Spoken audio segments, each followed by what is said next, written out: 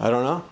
I have really good news I need to share with the YouTube viewers. I have such good news. I have one watch coming in the mail, and after this last watch, my watch addiction will be completely over. It's over, baby.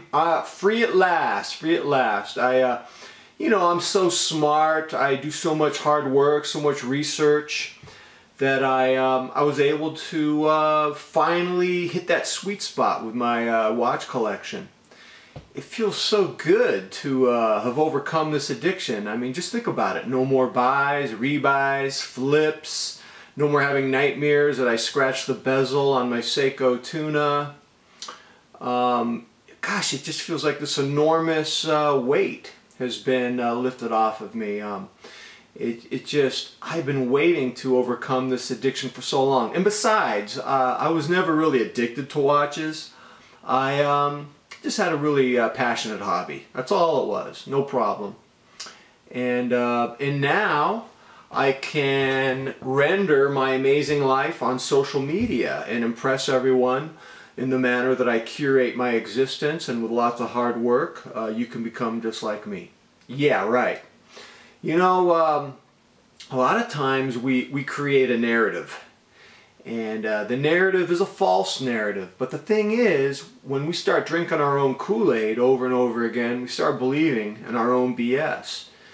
And I'm fascinated by how the smartest of us can create false narratives that lock us in. They put us in the tomb. Because what happens is we really believe in these narratives so much, we become oblivious to the reality that is beyond us. And I've done this in my time. You've done it because we're smart. And the smarter you are, the more convincing you can create a false narrative. I did this when I weighed 245. When I weighed 245, this was my narrative. You don't have a weight problem. I mean, look, you work out, dude. You carry it pretty well. It's mostly muscle. That neuropathy pain in your foot, that's not pre-diabetes. That's just natural inflammation from natural wear and tear. No biggie. You don't have any problem with eating what? That you wake up at 3 a.m. and you can only get yourself back to sleep by having a giant bowl of grape nuts with sliced banana and honey? What problem? No problem at all. And the thing about creating a narrative about yourself, once you believe it, you live in this world of perpetual darkness, of perpetual ignorance. You live, really, you bury yourself in a grave. And speaking of graves, in 1972, when I was in the 5th grade, when I was 10 years old, in 1972, I saw the scariest movie of all time that was about a grave. It's called The Screaming Woman. And in The Screaming Woman, this rich lady, she's been released from a mental institution, and she's recuperating, and she's living on a palatial estate. And there's this huge forest on this palatial estate, and this lady hears a woman screaming from underground. What happened was this evil husband tried to murder his wife, and he buried her under the ground. I don't think he knew that she was still alive, but she is, and she's screaming. Of course, no one believes the lady who was released from the mental institution. Oh, you're crazy. There's no lady screaming under the grave. So at the end of the movie, she pulls the woman out of the grave. And it's terrifying. I couldn't sleep for months. I couldn't sleep for months. And when I think of being pulled out of the grave, I think of the 3 best-selling book categories in publishing, which are about being pulled out of the grave. The 3 best-selling book categories are diet books, religious books, and self-help books.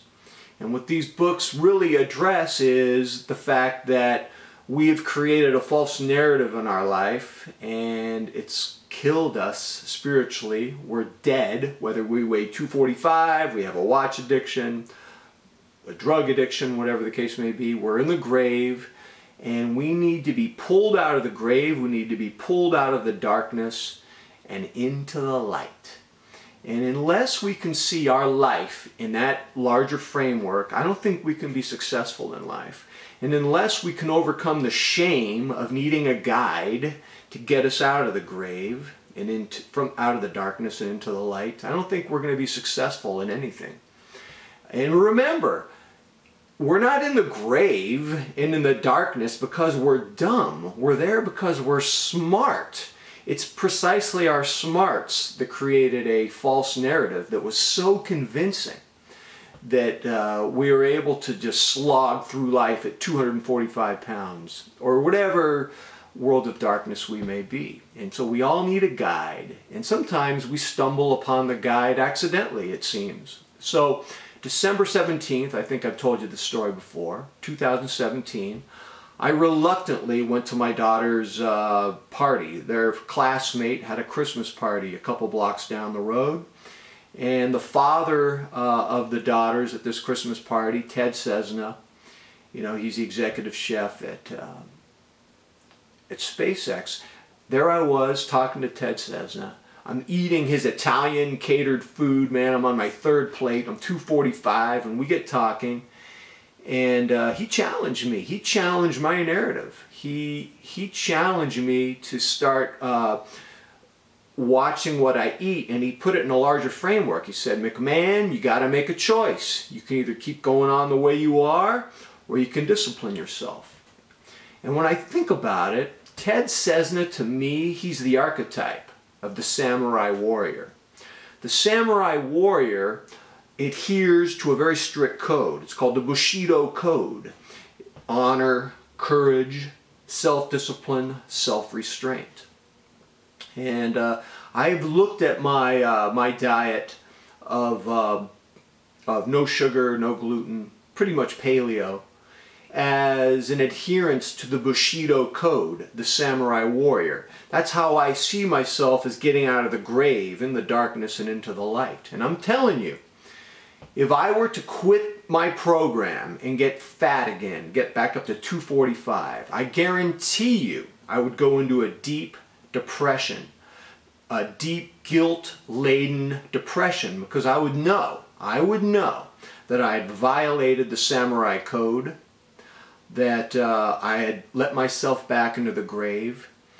And I think when we want to be successful in life, we have to see life in those terms. We have to see ourselves as having been in a grave, having had the opportunity of a guide to pull us out, and it's at that point in our lives that we have a choice. You can either grab the hand that pulls you out of the grave and become a samurai warrior, or you can be the fat man who just stays in the grave. I really do see my life decision to lose weight in that larger framework. And I think that if you look at all your life decisions in that framework, the important decisions obviously, then I think you'll be more successful. I mean, you might be trying to lose weight, you might be trying to overcome your watch addiction, and maybe get it down to so you're just having a nice fun hobby, or you might be trying to be honest about your relationships or your work goals, whatever they may be. For me, I think that's why the three largest book categories, diet books, religious books, self-help books, they really do put your life decisions in that larger framework. It's a matter of life and death. I really do see life that way. All right, that was huge, huge topic, McMahon. Now what are you going to do, Mr. Samurai Warrior? Well, I'm going to go work out. I have to. I got to work out. All right, ladies and gentlemen, until next time, I am out.